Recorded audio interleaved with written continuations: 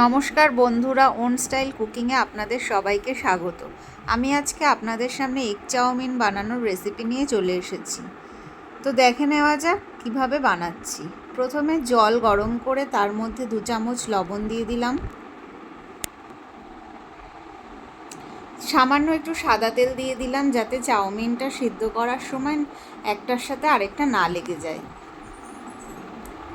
এবার চাউমিনটা ভালো করে জলের মধ্যে চুবিয়ে দিলাম, তারপরে সিদ্ধ করে নিচ্ছি। সিদ্ধ হয়ে যাওয়ার পরে আমি ঠান্ডা জল দিয়ে ভালো করে চাউমিনটা ধুয়ে নিচ্ছি। তারপরে কড়াইতে সাদা তেল দিয়ে তাতে আমি আলু কেটে রেখেছিলাম সেটা দিয়ে দিলাম।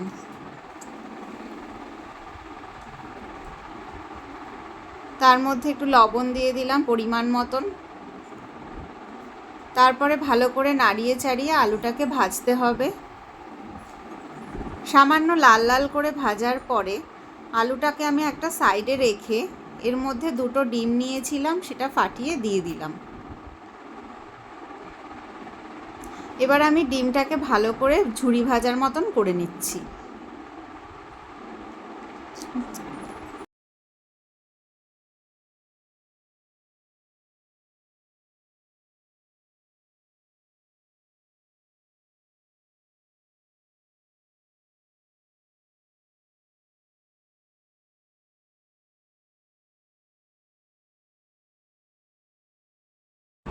দেখুন ডিমটা ঝুরি ভাজা হয়ে গেছে।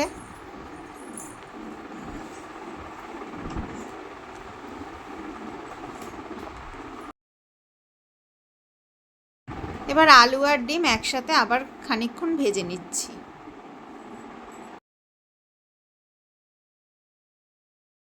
এরপর দেখুন আমি ডিম আলু না তুলে ওর মধ্যে কুচনো পেঁয়াজ দিয়ে আবার ভালো করে একসাথে নাড়িয়ে নিচ্ছি।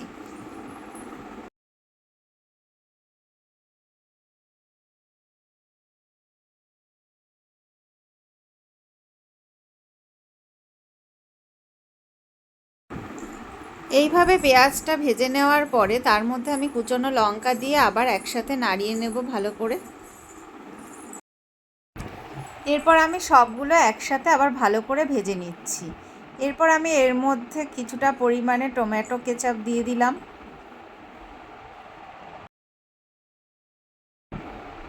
এরপর আবার ভালো করে সব কিছু মিশিয়ে নিচ্ছি।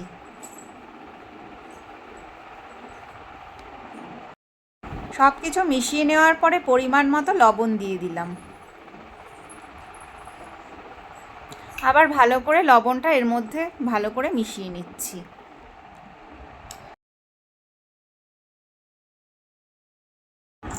চাউমিনের স্বাদটাকে একটু বাড়িয়ে তোলার জন্য 1 প্যাকেট ম্যাগি মশলা আমি এর মধ্যে দিয়ে দিলাম।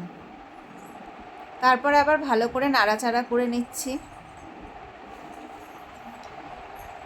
সব কিছু ভালো করে নাড়াচাড়া করার পর আমি সিদ্ধ করা চাউমিনটা দিয়ে দিচ্ছি। তারপর খুব ভালো করে একেবারে অল্প আঁচে চাউমিনটা আমার সব কিছুর সাথে মিশিয়ে নিতে হবে। এরপর আমি ভাজা বাদাম এর মধ্যে দিয়ে দিলাম। তারপরে সব কিছু একসাথে ভালো করে মিশিয়ে নিচ্ছি। দেখুন ভালোভাবে আমার চাউমিনটা তৈরি হয়ে গেছে। এরপর আমি একটা প্লেটে সসের সাথে চাউমিনটা সার্ভ করে দিচ্ছি। এভাবেই তৈরি হয়ে গেল অতি পরিচিত এবং সুস্বাদু এগ চাউমিন।